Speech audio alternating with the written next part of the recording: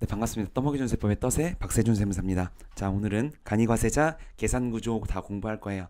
신고 납부까지 어떻게 하는지 하고, 간이과세자는 일단 끝나고 다음에 마지막 한번 재고 납부세액이랑 자고 매입세액이 있습니다. 그건 좀 어려운 건데 그거까지 하면 간이과세자 끝나는 겁니다. 이제 두 번 남았어요. 오늘 포함해서 가겠습니다. 간이과세자는요, 작년에 대폭 개정이 됐다 그랬죠. 그래서 요게 조금 바뀌었어요. 일단은 납부세부터 봅시다. 납부세액은요, 공급 대가입니다. 공급 대가는 공급 가액에다가 플러스 부가세죠. 부가세를 합한 금액. 그러니까 이게 뭐예요? 가액에다 부가세 합한 금액이 결제 금액이죠. 결제 금액. 여러분들 최종 소비자로서 하는 건 다 결제 금액이잖아요. 그쵸? 그래서 그 금액에다가 업종별로 부가가치율이 따로 있어요. 이제 뒤에 가서 한번 볼 겁니다. 사실 뭐 외울 건 아니고. 거기다 10%를 때리거나 영세율이면 0%예요. 영세율 됩니다. 당연히 수출하면. 간이가세에서 수출할 수 있어요. 거기다 이제 다음 시간에 공부할 재고 납부세 더하면요, 납부 총액이 되고요. 거기서 공제세액을 빼줍니다. 자, 공제세액이 뭐냐면 세금 기관에서 받았어요. 그럼 세금 수취분에 대한 세액공제 주고요. 신용카드 사용에 따른 세액공제, 발행세액공제죠. 발행세액공제예요.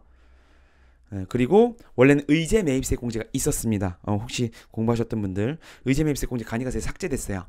왜냐하면 저번 시간에 말씀드렸죠. 4,800에서 8천만 원까지 간이가세자가 많아졌어요. 그래서 많아졌으니까 오히려 혜택을 줄여버린 겁니다. 그리고 전자신고세액 공제, 요건 이제 그 사업자가 홈택스에 직접 신고하면 10,000원 공제해 주는 겁니다. 예정 부가 써놓으세요. 예정 고지랑 똑같아요. 예정 고지 이름만 다른 겁니다. 거기다 가산세 있고요. 그래서 그 금액의 79%는 이제 국가에 귀속이 되는 거고 21%는 지방세. 요거 이제 일반 과세자랑 똑같은 거죠. 됐죠? 그래서 한번 가볼게요. 하나하나. 자, 이제 과세 표준 이제 알아야 될 거 아니에요. 우리 일반 과세자에서 다 공부했죠. 기억나요? 뭐 과세 표준에 포함해야 될 항목, 포함하지 말아야 될 항목, 아니면 공제하지 않아야 될 항목, 이런 거 다 기억나요? 제가 이렇게 표로 해가지고 그거랑 지금 다 똑같은 겁니다. 됐죠? 업종의 부가가치는 바뀌었는데 사실 뭐 이거 외울 건 아닙니다. 웬만한 시험에서는 다 주어지니까. 요게 이제 또 사실 개정이 된 거예요. 그래서 뭐 소매역 같은 건 15%, 20%, 뭐 25%, 30%, 40%인데 요게 뭐냐면요. 다시 앞에 보고 봅시다. 부가가치율을 요거죠. 지금 보고 온 거죠. 부가가치 15% 해봐요. 15%. 공급 대가에다 15%를 곱하고 거기다가 또 10% 곱하는 거예요. 세금을 엄청 적게 내는 겁니다. 그죠? 다시 이해 못하시는 분들이 있을 것 같아서 다시 봐봐요. 지우고. 자, 일반 과세자면 어떻게 해요? 일반 과세자라면 공급 가격에다 지우개 다시 끝내고 펜. 일반 과세자라면 어떻게 해요? 매출세액은 어떻게 돼요? 그냥 공급 가액에 그냥 10% 내야 돼요. 이게 매출세액이잖아요. 근데 간이과세는 그렇지 않다고요. 일단 공급 대가로 해요. 공급 가액이 아니고 결제 금액이죠. 아까 봤죠, 바로 결제 금액이에요. 결제 금액에다가 여기에도 똑같이 10% 곱하긴 하는데 업종별 부가가치율을 곱한다고요. 이 업종별 부가가치율을 곱하기 때문에 금액이 작아지는 겁니다. 뭐 예를 들어 도소매 15% 있었죠, 그죠? 소매역 같은 경우에, 그죠? 그래서 요걸 곱하기 때문에 간이과세자가 세금을 덜 내는 거예요. 됐죠? 됐고요. 그리고 요건 사실 조금 지엽적인 거긴 한데, 자, 예를 들어서 한 사람이 숙박업이랑 음식점을 두 개를 합니다. 근데 8천만 원 미만이어서 간이과세자예요. 그랬을 경우에 예를 들어서 같이 썼던 거를 둘 이상의 업종이 공통으로 사용하는 재화를 공급했어요. 그러면 부가가치율을 지금 여기 왼쪽 보면 각각 다르잖아요. 숙박업은 몇이에요? 숙박업 같은 경우에는 여기 어디 있어요? 숙박업은 25%죠? 그죠? 25%고. 그리고 음식점업은 15%잖아요, 여기. 그죠? 그러면 같이 쓴 기계를 예를 들어서 팔아요. 팔았는데 어떤 업종 부가가치율을 정할지 모르겠죠. 그래서 그럴 땐 가중평균 부가가치율을 구합니다. 부가가치율. 그래서 자, 예를 들어서 숙박 공급대가 6천이고 음식점 공급대가 4천이다. 그랬을 경우에 이 가중평균, 즉 25%는 0.6이죠. 왜? 만분의 6천이잖아요. 요게 가중평균이죠. 그리고 0.4는 만분의 0.4천이겠죠. 요렇게 계산한 가중평균 부가가치율로 곱하라는 거예요. 왜? 같은 아니고 각 다른 업종으로 썼으니까 됐죠? 이거 조금 공부하시는 분들을 위해서 쓴 거고. 자, 이제 세금계산 등 수치세 봅시다. 당연히 불공제분은 제외해야겠죠. 이거 다 일반과세자랑 똑같은 거예요. 일반과세자에서 다 공부하고 오면 이거 다 공부할 필요가 없는 겁니다. 완전히 똑같으니까. 예를 들어서 뭐 접대비, 토지, 면세, 비영업용 소형수요차 이런 거 다 안 된다는 거예요. 됐죠? 그리고 매입처벌세 계산학계표, 신용카드 매출전표 등 수취 명세서 이런 거 다 제출해야겠죠. 자, 그리고 금액은 이것도 바뀌었어요. 작년에. 원래는 매입세액에 업종별 부가가치율을 곱해줬어요. 부가가치율. 자, 부가가치율 공부했듯이 앞에 다시 보고 오면 요거죠? 요거. 각각 업종별마다 해줬는데 그렇게 안 하고요. 통일해버렸습니다. 이렇게. 얼마로? 요거로. 아이고, 왜 이거.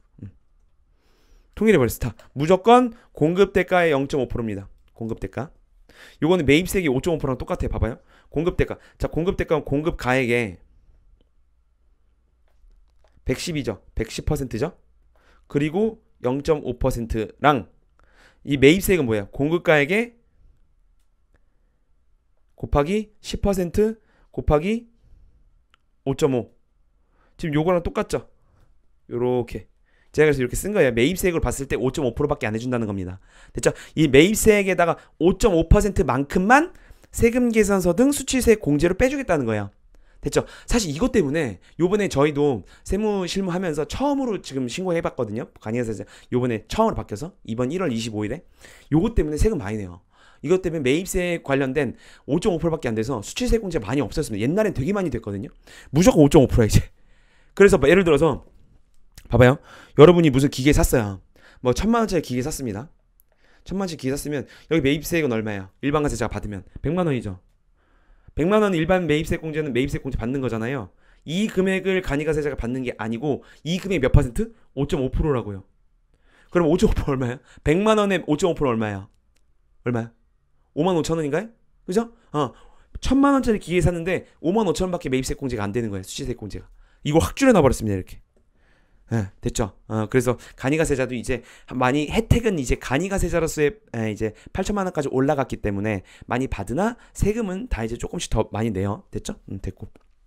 만약 겸용사업자예요. 겸용사업자는 저 이제 총 공급가액 과세 똑같은 거지 뭐 일반과세잖아. 그죠? 공급대가 0.5에다가 됐죠? 신용카드 발행세액 공제는 자 1.3% 1,000만 원으로 봅시다. 아직 확정이 안 됐는데 아직 2월 28일 전에 제가 지금 찍고 있어서 아마 다시 이렇게 바뀔 거예요. 이건 제가 사실 작년 시행령에 나와 있는 건 제가 만들어 놓은 건데 이제 다시 바뀔 겁니다. 1.3% 1,000만 원 한도로 보시고요. 전자신고 세액 공제는 10,000원 공제 되는 겁니다. 됐죠? 자, 신고 납부 환급 볼게요. 자, 간이과세자는 1년에 한 번 신고한다고 했어요. 그쵸? 제1과세기간입니다. 그래서 1월 1일부터 12월 31일까지 그 다음 연도 1월 25일까지 확정 신고 납부하는 거예요. 됐죠? 그런데 자, 똑같이 일반 과세자처럼 예정 고지가 있습니다. 자, 이제 예정 고지라고 안 하고요. 예정 부과라고 해요. 자, 1년에 1기예요. 그러면 반으로 자르면 6개월이죠. 그죠? 자, 그래서 6개월의 것을 7월 25일에 부과를 합니다. 이건 뭐 누가 부과한다고요? 세무서에서 예정 부과를 그냥 때려요. 어떻게 하겠어요? 똑같아 이것도. 기납부세액으로 빠지는 거죠. 언제? 요 확정신고할 때. 일반 과세자랑 똑같은 거예요. 대신에 기간만 1년인데 6개월로 늘어난 거죠. 그죠? 그래서 마찬가지로 예정 부가세액이 30만 원 이상이어야 됩니다. 요건 직전 과세기간 납부세액 50%예요. 그럼 직전 과세기간 작년 1년 내에 낸 금액이 60만 원 이상이어야지 나올 수 있겠죠, 이게. 30만 원이. 됐어요? 그죠? 그럼 요건 무조건 납부해야죠. 그래서 요 확정 신고할 때 기납부세액, 미리 납부한 세액, 미리 납부세액으로 빠지는 거죠. 그죠? 됐어요? 오케이. 그런데 만약에 밑에 제가 그려놨죠? 요거. 그런데 요 볼게요. 이렇게 공급대가가 뭐 어쨌든 이렇게 해가지고 간이로 바뀌었어. 이렇게 일반으로 했다가 공급대가 4천이어가지고 이렇게 이제 요 공급대가가 4천이면 8천만 원 미만이니까 요때 제가 지금 이렇게 빨간색 바꿀까요?